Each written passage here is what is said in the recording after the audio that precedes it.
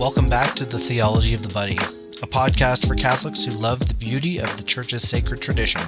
This is episode 85. My name is Chris, and I am joined today by my beautiful, prodigal co-host, Julie. Before we begin, if you haven't yet, make sure you hit that subscribe button wherever you're listening, and please leave us a 5-star review if you can. It really helps us out. Also, don't forget to drop by theologyofthebuddy.com for all of our show notes and past episodes. You can also find out how you can connect with us on social media. Again, that's theologyofthebuddy.com.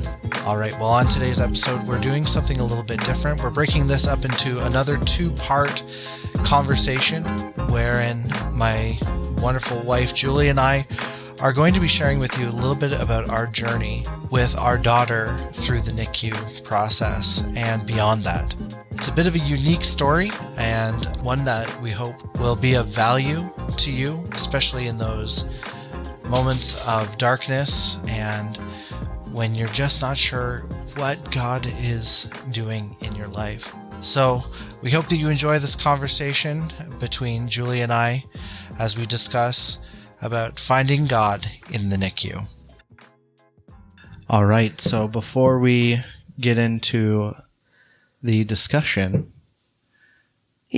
wanted to say, hey, how was your day? Oh, it was a good day. Yeah? Let our friends here at the podcast table know what happened today. Well, so among the various things you could do on a Saturday, St. Thomas, beginning of June, it's like the first Wednesday in June to the Saturday, they have St. Anne's Fair.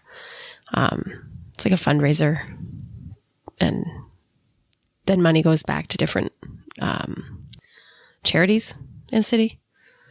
Anyways, so we decided, hey, let's go check out the fair. So we all went, the 4 of us, Chris and myself and John and Therese.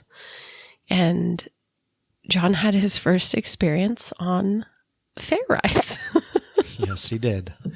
Yes, he did. I mean, maybe a 2.5-year-old that likes the rides, but we kind of got, the lay of the land. And John, what ride do you want to try out?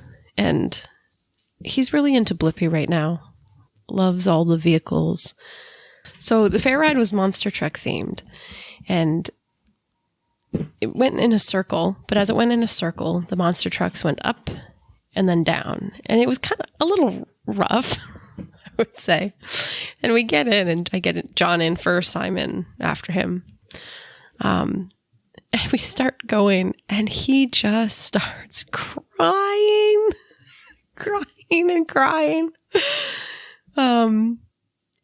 So, I mean, I wouldn't say the most pleasant first ride experience, but it gets better. Chris. Yes, it does. So we get off this ride. Like, let's go try something else. He calmed down. We thought, okay, maybe he'll like something different. So they have like a tractor themed one and a race car driver themed one, both of which he loves those kinds of things. These ones, though, you can't ride with a parent. It's like just for the kids. And so it's like, okay, well, he could do it by himself. Like, he could be fine. Like, there's other kids probably around his age. So I gave, the ticket taker ride operator the tickets, and he goes, the ride operator helps him get on the ride. And starts going, he looks back and just loses it. Yeah. Just bawling. Yeah. It was just the ride operator stopped the ride and got him off. Yeah. And it was so embarrassing because all the other parents are watching as our child is having this meltdown, and John is just going around in circles. It was really funny kind of to watch. It was funny to watch. But I mean, you felt terrible, but it was it was kind of funny. Yep. But I mean, the parents were really understanding. So they stopped the ride. We were able to get John off the ride, and anyway. And then we went on the merry-go-round twice. We're like, let's try this instead. Yeah. Something a little less crazy, something we can sit with him on. Yep. And Lots he of just- space. Yeah.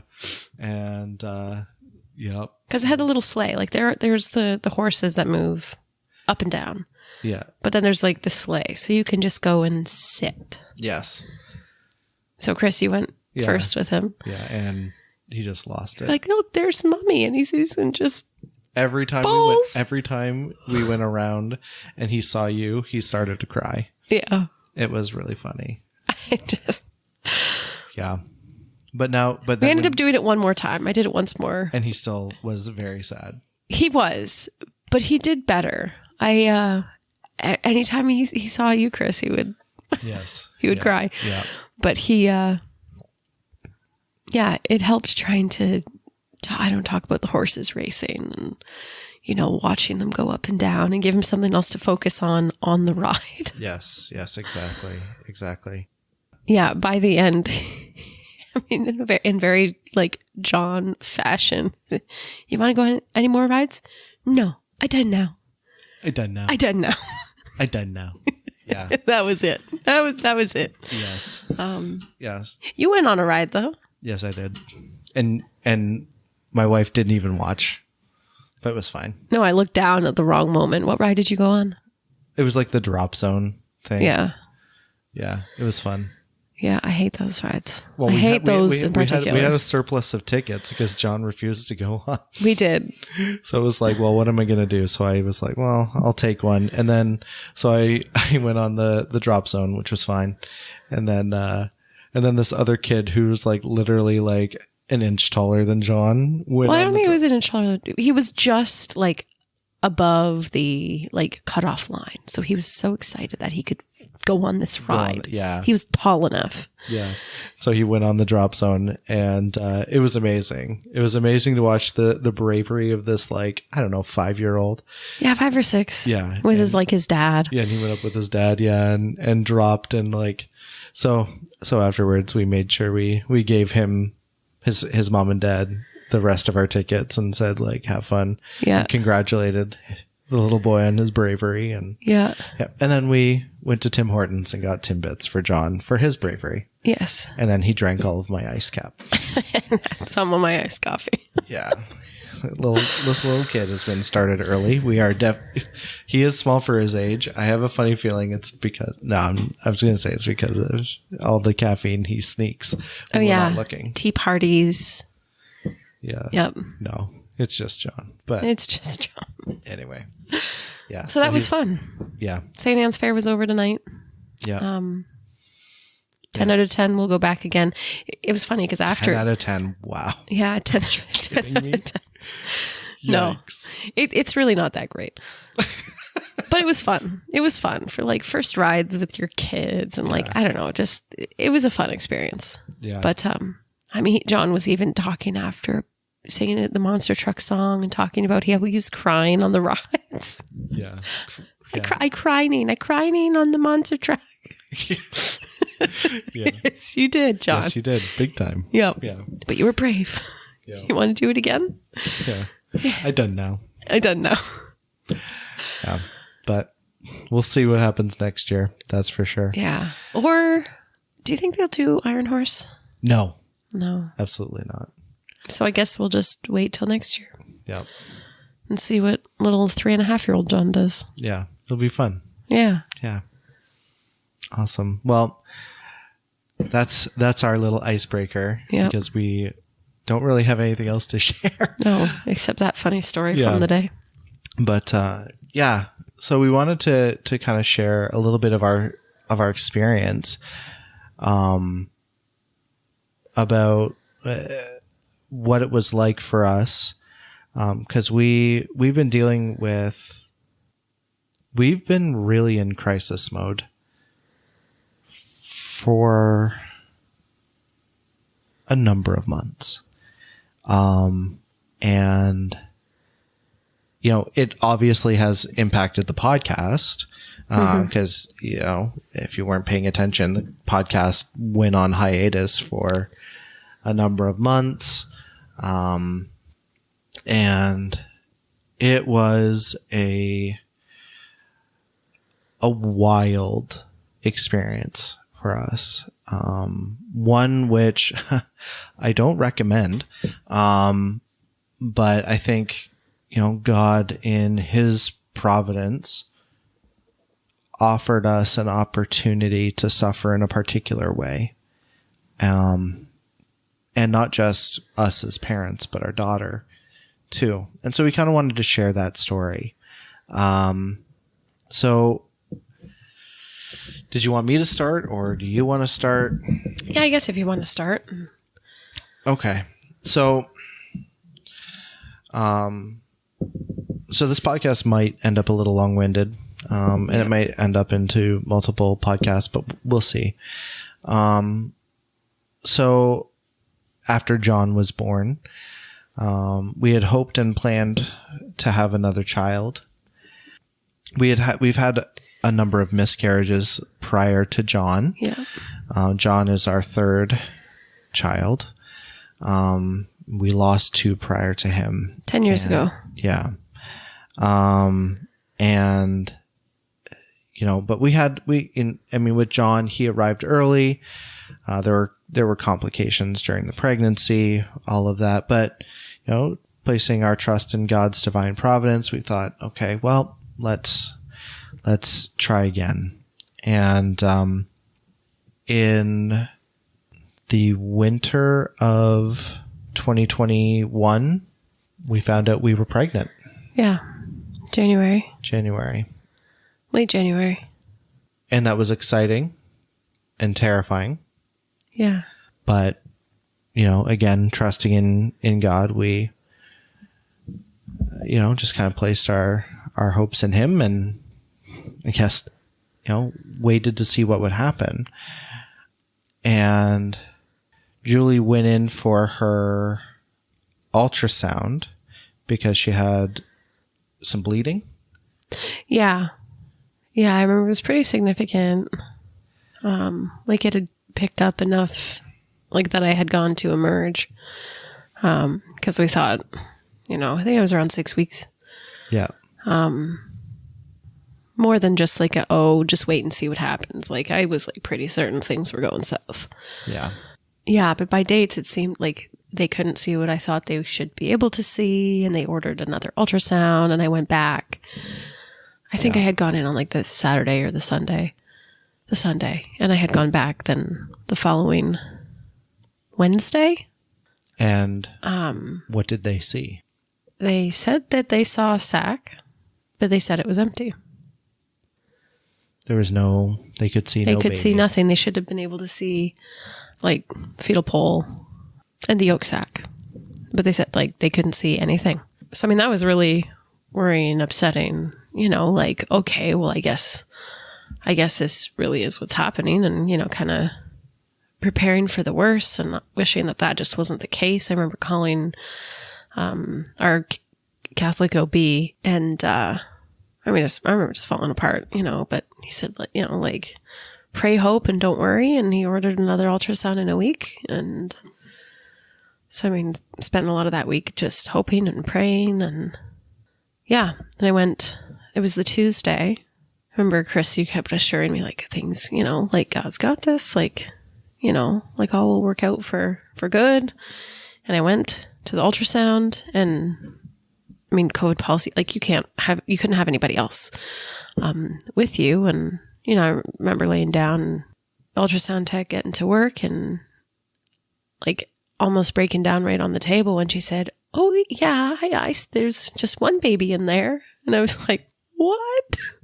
Now, I guess really important to note that during that time, we were really praying hard for the intercession of St. Gerard Mayala.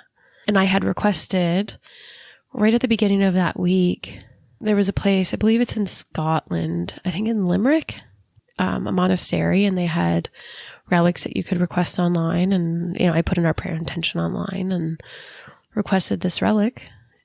So that did arrive in the mail later, but we really prayed hard for his intercession. Yeah. And he really pulled through.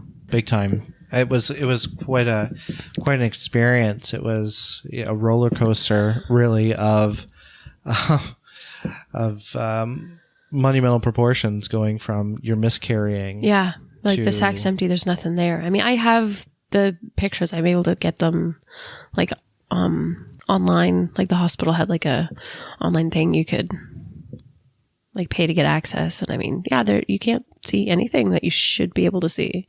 Yeah. So we don't know for sure if it was a miracle, but we believe it is. Oh, absolutely. And that I mean, St. Gerard was working yeah. overtime. So Yep. So, I mean, right from then it was like, okay, well, whoever this baby is, like God's got big plans. Like God's got to have big plans. yeah, so that was kind of the initial experience. In the context of this, like I had just gone back to school. Yep. And I was back at work. And you were back at work. So I was able to do schooling from home. I was studying for personal support work. Yeah. But yeah, I was able to do it from home. So I was able to essentially be a full-time dad and still go to school. And actually I was being paid as a student, for a company here in St. Thomas, with the agreement that, you know, I would work for them at the end, for at least a year once I graduated. So that was nice. Like I was still bringing in a little income at the same time as going to school. And, but yeah, it was just a wild time. A lot of stress because obviously school, and dad. A lot of work and just so busy. Yeah. I mean, my days too, like I started just a different nursing job. And so, I mean, it was like 10-hour days, like 4 days a week. I mean, it all worked out better anyway for our family, but yeah. Just as, fast forwarding, we come into June, I begin doing my clinical placements. yeah. And our dog starts dying. Yeah. Like- yeah. About this time last year. Yeah. She was She was really the sick. middle one out of the Yeah. three, the middle one, really, really sick. Lucy, Queen of Narnia, was, her gallbladder literally exploded. Yeah. And they said you could either do a $10,000 surgery with no guarantees, or we can Just just help kind make her of, comfortable. and see what she does. Yeah. And again, started begging for, St. Beckett. yes. Yeah. Shout out to Stephanie Weinert. Yeah. And her son. Yeah. And lo and behold, our dog, whose gallbladder exploded, turned around in the span of like 2 weeks. Yeah. So praise God for that. But again, kind of in this context, right? Emotions are really high. Like there's a lot of stress. There's a lot of things going on. And like, you're wondering, God, like, what are you doing right now? Like what is happening in our lives? So I ended up, just coming to the end of my, clinical placement with school, and everything was kind of going fine pregnancy wise. We didn't have any kind of indications anything was going wrong. We're monitoring a lot more closely, and Yeah. I had switched to casual for work Yeah. because our schedules and Yeah. needs had changed. So Yeah. And, the job was a lot more relaxed and compared to her previous. a lot less work. time on my feet. We were monitoring things a lot more closely, and things seemed to be going well, quite well. And then Ultrasounds were good. And no indications. And then July 27th. July 27th, I wake up to Julie saying, Like 4 a.m. oh no, oh no, oh no, oh no. Yeah. And 30 weeks. it was Right on. Yeah. And Julie said, my water broke. Yeah. And, Like, honey, we gotta go. yeah. So sure enough, we go. Yeah. And, Julie was admitted. And, again, like I hadn't even fully graduated at this point. I still needed a few weeks of, clinical placement in the community to actually graduate. And like, what's going to happen now? We don't know. But by God's grace, like, I reached out and I was like, to my school, and I was like, guys, like, I don't know what to do. And they were like, they gave me a special accommodation and allowed me to do an online component, which was really sweet and kind of them that they allowed that. But yeah, that's just kind of a side note, because 4 days later, our little Therese Marie Mayella was born. Yeah. Rather than the hospital, I spent a lot of time reading Father Jacques Philippe's Searching for and Maintaining Peace. Searching for and Maintaining Peace. It's been a very, very slow process, and the book by now, at this stage, is very beat up. But the book has been through a lot. The reader's been through a lot, but the book is, the book just kind of represents that. I'm talking coffee stains, water bottle spilled, like all just the NICU life experience since really starting to read it. But anyway, so what I had read from the book, I mean, really prepared me, like, even for her birth, and like just that experience and being open to God's will. I mean, things seemed pretty stable. With John, things were fine. Like, they had to induce. But this time, the Saturday, like late Friday night, early Saturday morning rolls around, and like, contractions and labor had started, and the nurses at the hospital and the doctor, like, were fantastic. I mean, they did everything that they could to try to slow and stall the labor. And, the whole time we're asking for St. Gerard's intercession. Yeah, we'll have to, I think, try to like share the prayer in the show notes, because when I say, like, he delivered, like, literally exactly what the prayer asks for, he did. He got it done. One of the things is, like, basically mitigating pains in childbirth. And I mean, one of the things that the nurses had told us, because we're like how, they don't like to disturb things too much. And, basically they had said, contractions, like, to be effective, need to be like 5 minutes apart. And I mean, they had, with the medication that they had put me on, it, like, slowed contractions to 20 minutes, 45 minutes apart. I mean, pretty easily able to breathe through them all, offering them all for somebody. But, like, it wasn't too bad. My labor with John was way worse. And way longer. Yeah. But remember, like, in the evening, telling the doctors things are kind of changing or felt different. And I was like, nope, this baby's coming, like, now. Yeah. Like, it had like the contractions had slowed. And when the OB came in to look, they're like, oh, it's go time. And Julie's like, what? Hey, what? And I'm like, what? And they're like, yeah, you're having a baby. We got to go. It's like, no. I remember, like, I can't do this. Yeah. Like, you could do this. I'm like, okay, I could do this. Just really, I mean, it was like just surrendering to the will of God, and like with him, I could do it. And, the intercession of St. Gerard, I fully believe that things would be taken care of and things would be okay. Yeah. I mean, she came pretty quick. Yeah. Like 10 minutes. 15 minutes by the time. Yeah. Yeah. And I mean, it was a whirlwind. So she was born at 3 pounds, 4 ounces, 2 ounces, 3 pounds, 2 ounces. Yep. And it's so tiny. This like little red. Oh yeah. Beautiful baby girl. 30 weeks and 4 days. And just so tiny. I remember, especially like, because I got like the betamethasone shots. I think it was the betamethasone.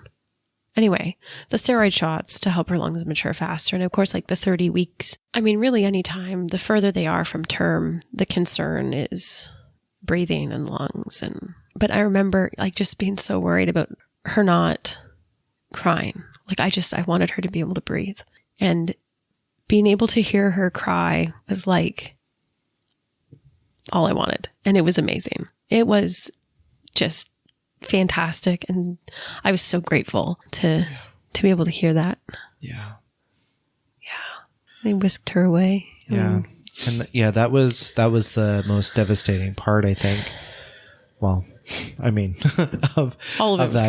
great. Yeah. I mean, but unlike with John, they wrapped him up and handed him to me after Julie's C-section.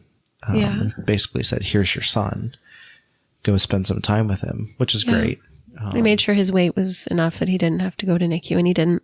That was the one thing I wanted then, and he didn't have to go. Yeah. But Therese wasn't so lucky with that. And so, they whisked her away to NICU. And, when we finally were able to go and see her, she was so small. And she was connected to all these wires and tubes. But we were told she was doing good. Like, yeah, they said like better than they ever would have expected. Yeah. Like better than they had expected at all, which I think was just an absolute miracle. And again, thank you, St. Gerard. And I think it was around this time that we started praying specifically for if there was someone else's intercession or who we should be asking for. And the constant thing that came up through prayer was the child Jesus, the infant Jesus. And so we began particularly seeking and praying to the child Jesus for his help and his grace. Yeah. So we named Therese Marie Mayella. Therese for St. Therese of the Child Jesus. And she literally was like our little flower. Yeah. Little. And Marie. And Marie for Mary. Our Lady. And then Mayella for St. Gerard. Yeah. And his intercession.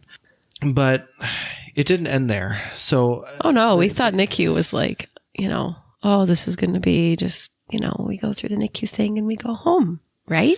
Yeah. Ha. Yeah. Big ha. The way that they kind of told us was expect due date for when you can go home with your daughter. So we were plan for a normal development kind of. Yeah. So we were expecting October 3rd, 5th. Yes. Okay. Excuse me. October 5th. And I mean, I was expecting October 3rd. Well, yes, I was like, okay, come on, St. Therese or St. Teresa of Avila or just any Carmelite saint. Any Carmelite saint. Let's do this. Come on. If it had been St. Francis, I probably would have cried. Given the current pontificate. But so we were told expect due date. But as the days progressed, she started showing signs of different illness. And there was a lot, right from the get-go. I mean, they start them off on a very, very small amount of breast milk, if you can, or donor milk or formula. And fairly quickly she was throwing up. Yeah. She did constantly throwing up. Yeah. She never needed oxygen, really. Yeah. Which was mind blowing. She was, maybe for the first couple days, but she was off right away pretty well. Yeah, they had her on a CPAP, but that came off, within the first week, 2 weeks? About 2 weeks, yeah. It was on and then it was off, but she still had a bit of trouble, so it was on for about another week and then it was off. Yeah, so she did really well with lung development and things like that. Yeah. But there was just this weird thing where she couldn't keep down her food. Yeah. She was constantly throwing up. They started them off on gravity feeds and they thought maybe if we slow it down or control it more, and they put her on the pump. They had her off at the TPN. And what is TPN? TPN is the total parenteral nutrition. So it goes in through IV. the sooner they can get them off that, the better. And they like to try to, like, it's best if they can get their bowels working on just breast milk or formula to keep that going, really. Like, they need it to be used. If you haven't noticed yet, oh yeah, dear listener, my wife's a nurse. Yeah. I guess it's all the NICU stuff, you know. Yeah. And the feeding and the growing, because they like to see these babies grow at the same pace that they would have in the womb, but she wasn't. Yeah. That was. I remember the one issue. time I came in and it was like where they would have expected, I think, her like her to have grown in length, and she hadn't. And it was like, or her head size or her head circumference hadn't really changed. And it was like, well, that doesn't make sense, but whatever. Okay. I mean, different nurse. Sometimes they measure a little bit differently. So she was having a lot of trouble with the feeding.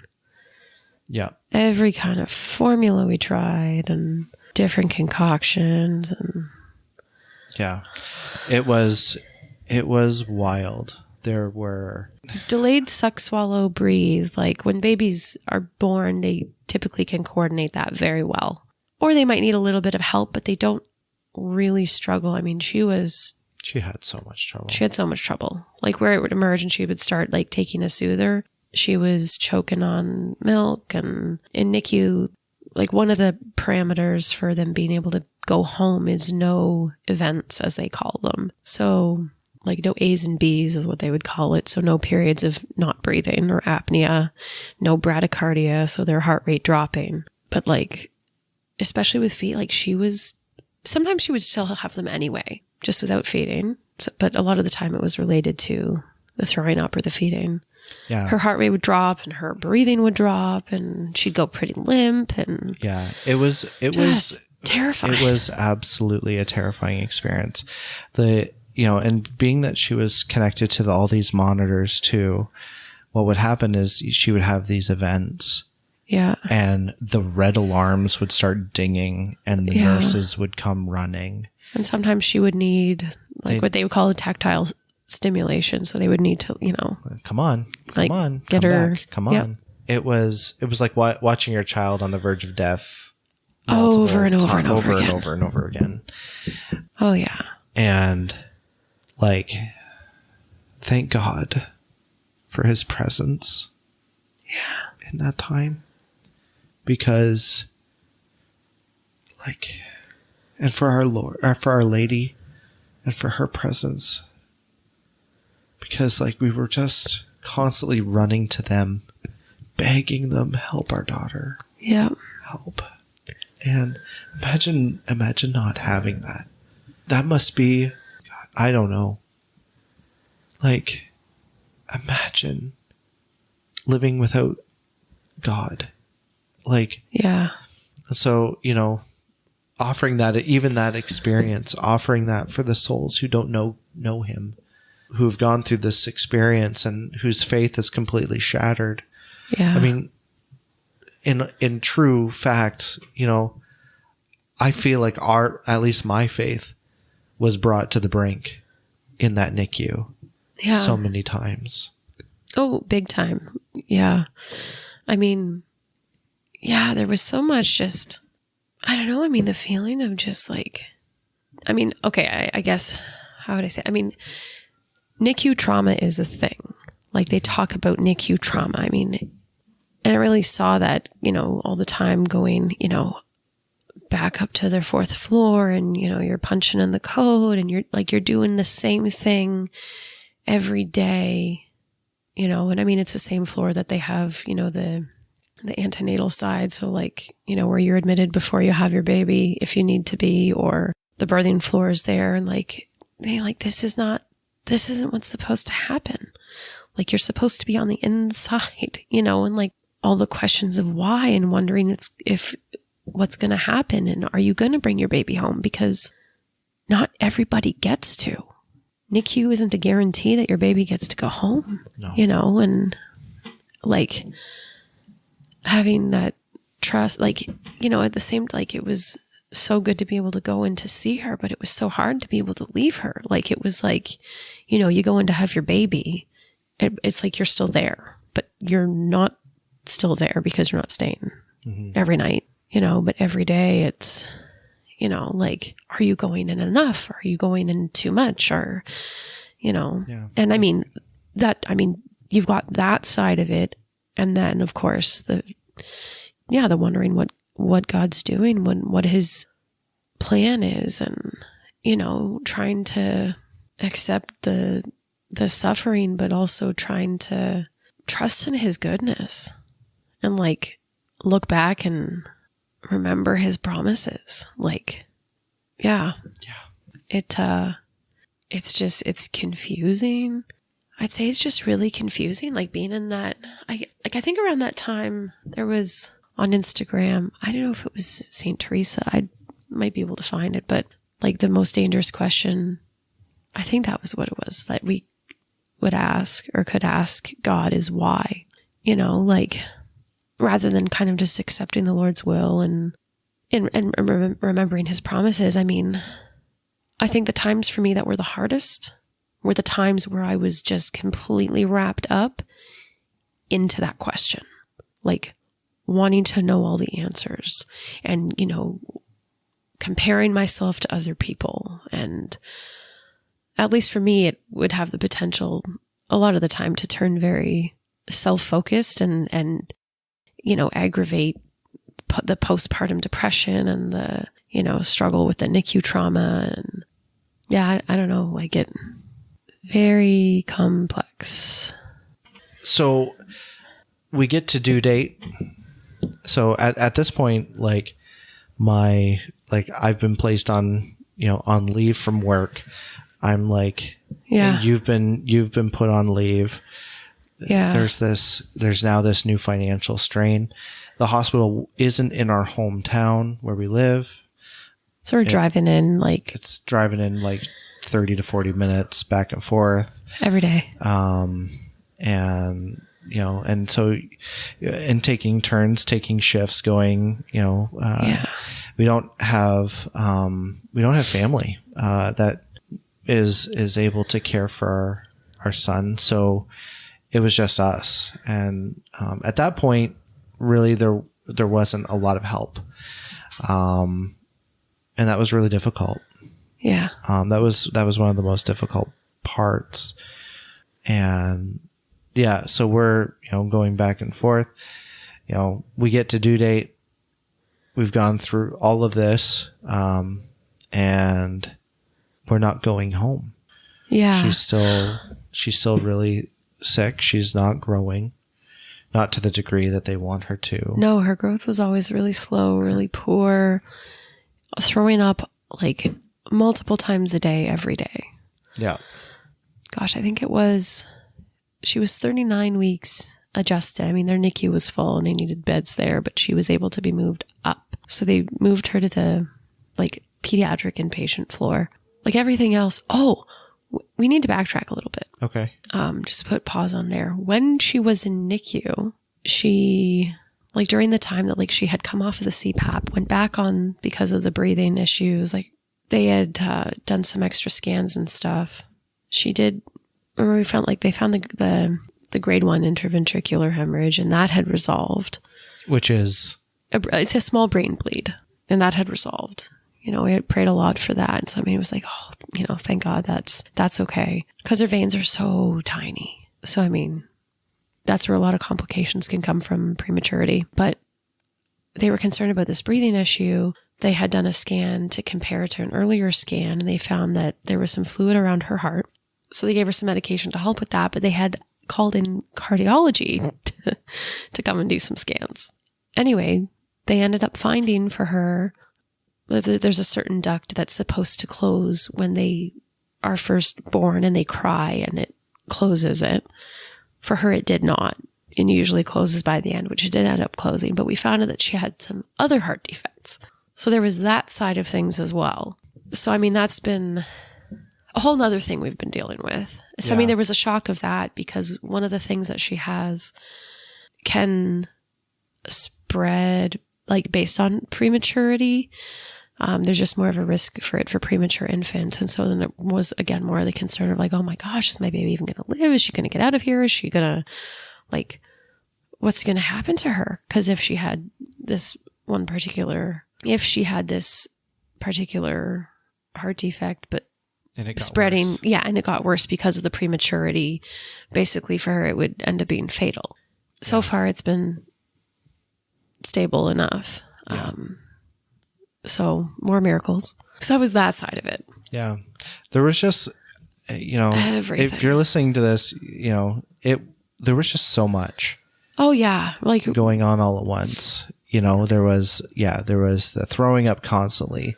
There was the not growing. There was the heart defects. There was the brain bleed. There was all of these things, yeah, Yeah. and the apneas, and the dropping in her heart rate, and the dropping in her breathing, and the not taking a bottle, and it's just your head's spinning. Yeah. Like you're like so disoriented. Yeah. So disoriented. But anyway, so back to her moving upstairs. She wasn't staying because of the heart issues. She was still there because of the feeding and the growing. So she was up there for about 3 weeks. Yeah. In pediatrics. Yeah. And they sent her to our hometown. Yeah. Because we have it's essentially like a special care nursery. It's another NICU. It's like a NICU, but it's like a lower level NICU, so they can't provide us great care. But frankly, I think they gave equal or better care to some degrees. Like they take later weeks. I think it was like 34 or 36. Yeah. But the nurse, anyway. like basically there's only like 4 beds in that nursery.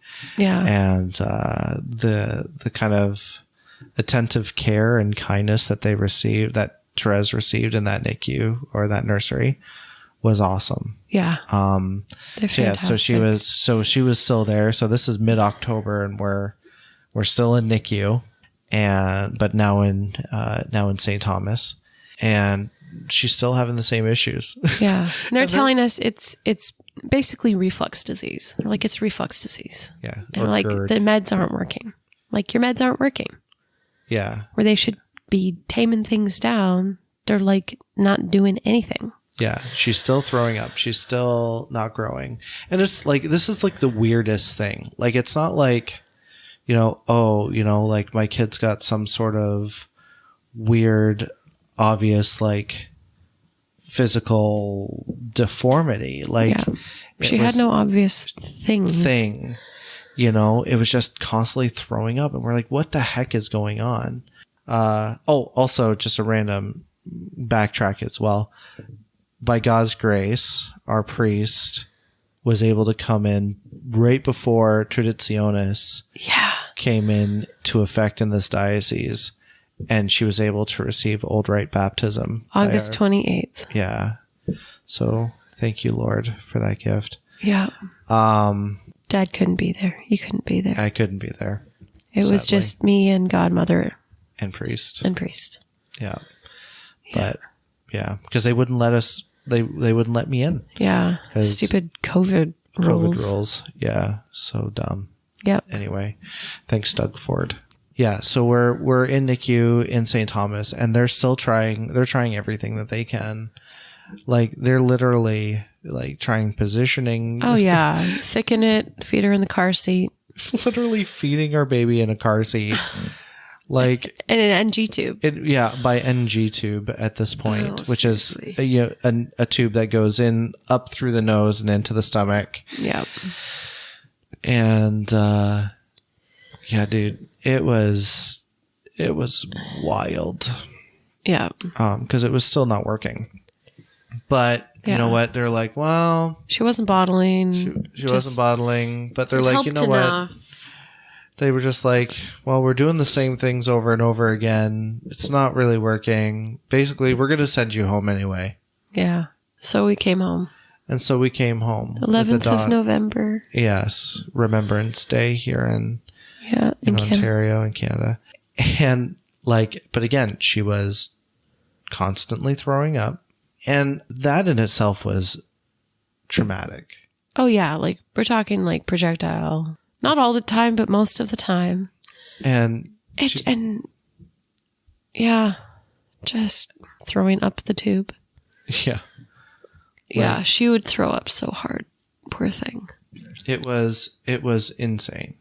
We worked hard to get her to bottling. Yeah. So yeah, we actually, by God's grace, was able to get her to start bottling, but she was still having issues, still kind of gagging with it, and then throwing half or sometimes full feeds up afterwards. You'd work so hard to get her to take it down. Yeah. And then for nothing. Yeah. And it was just so deflating. But again, it was one of those things where you're constantly going to God, being like, Lord, help. Like, help us figure this out. Like, what's going on? And I swear, like, Julie, you were like a chemist. You were like, oh my gosh. You were like, you were a mad scientist. I mean, whether it was, also the sleep deprivation, like your hair in the middle of the night is like all sides of your head. And, and you're going, well, I'm going to try 3/4 this kind of formula and 1/4 this formula, and we'll see how it works, and like, and every time it was like, and you'd get you might get a day where she doesn't throw up, and it was like a success. It's better. No, it's not. We figured it out. And then the next day, and it's just like, okay, back to square one again. Julie's, back at the, write down different concentrations of different formulas, trying to figure out, she's ordering formula from like Germany. She's getting like, we're trying everything. Like, is she allergic to this? Is sensitive to that? Do we need something thicker? Do we like, it was nuts. Yeah. It was nuts. Thank you so much for listening to today's podcast. What are your thoughts so far on the episode? We'd love to hear from you guys. Message us on Facebook or DM on Instagram at TheologyOfTheBuddy. Find us on Twitter at StayTratty, or email us at theologyofthebuddy@gmail.com. If you like what you heard today, please consider subscribing to us on Apple Podcasts, Spotify, Stitcher, Google Podcasts, YouTube, TuneIn, or wherever you listen to great podcasts. Would you also please consider rating and reviewing us on iTunes? We'd greatly appreciate it, as it helps us get noticed within the larger podcast community. Also, make sure you're subscribed so you can listen as soon as the next episode comes out. We hope to have part 2 out in a week. We'll save you a seat at the table. And until then, stay tratty.